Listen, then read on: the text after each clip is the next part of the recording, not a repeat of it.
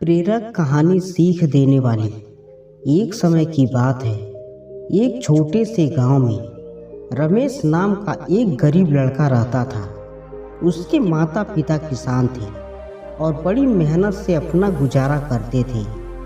रमेश बहुत ही ईमानदार और दयालु लड़का था। गांव में एक अमीर सेठ रहता था जिसका नाम सेठ धनीराम था। वह बहुत धनवान था, लेकिन उसे ईमानदार लोगों की बहुत कदर थी। एक दिन सेठ धनीराम ने गांव में घोषणा की कि जो भी व्यक्ति ईमानदारी का सबसे अच्छा उदाहरण प्रस्तुत करेगा उसे मैं इनाम दूंगा। रमेश को यह सुनकर बहुत आश्चर्य हुआ, लेकिन उसने इस बारे में ज़्यादा नहीं सोचा। एक दिन जब वह स्कूल से घर लौट रहा था तो उसे रास्ते में एक चमकता हुआ पर्स मिला। उसने पर्स उठाया और उसमें देखा तो वह पैसों से भरा था।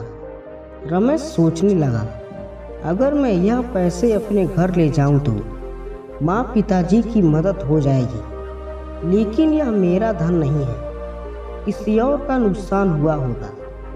रमेश ने तुरंत फैसला किया कि वह इस पर्स को असली मालिक को ढूंढेगा। उसने गांव में घूमकर पूछताछ शुरू की। कुछ ही देर में उसे एक आदमी मिला जो बहुत परेशान था और अपना पर्स ढूंढ रहा था। रमेश ने उससे पूछा, क्या आपका कोई सामान खो गया है? आदमी ने कहा, हाँ बेटा, मेरा एक पर्स खो गया है जिसमें कुछ पैसे और ज़रूरी कागजात थे। रमेश ने उनसे पर्स के बारे में पूरी जानकारी ली और जब उसे यकीन हो गया कि यह उन्हीं का पर्स है तो उसने पर्स लौटा दिया। वह आदमी बहुत खुश हुआ और बोला, बेटा, तुम बहुत ईमानदार हो। आजकल बहुत कम लोग ऐसे होते हैं। यह खबर सेठ धनीराम तक भी पहुंची।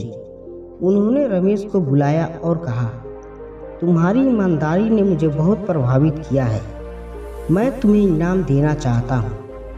रमेश ने विनम्रता से कहा, सेठ जी, मैंने तो सिर्फ अपना कर्तव्य निभाया है, मैं कोई इनाम नहीं चाहता। लेकिन सेठ जी ने कहा, ईमानदारी का इनाम मिलना चाहिए।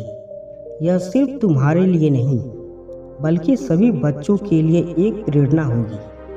उन्होंने रमेश को ढेर सारी किताबें, नए कपड़े और स्कूल की पढ़ाई के लिए मदद दी। गांव के सभी लोग रमेश की ईमानदारी की तारीफ करने लगे। उसके माता पिता को भी अपने बेटे पर गर्व हुआ। कहानी की सीख।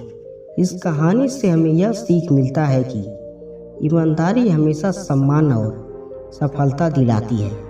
हमें कभी भी गलत तरीके से धन अर्जित नहीं करना चाहिए, बल्कि सत्य और नैतिकता के मार्ग पर चलना चाहिए। दोस्तों, ये कहानी आपको कैसी लगी? कहानी पसंद आए तो वीडियो को लाइक और चैनल को सब्सक्राइब जरूर करें।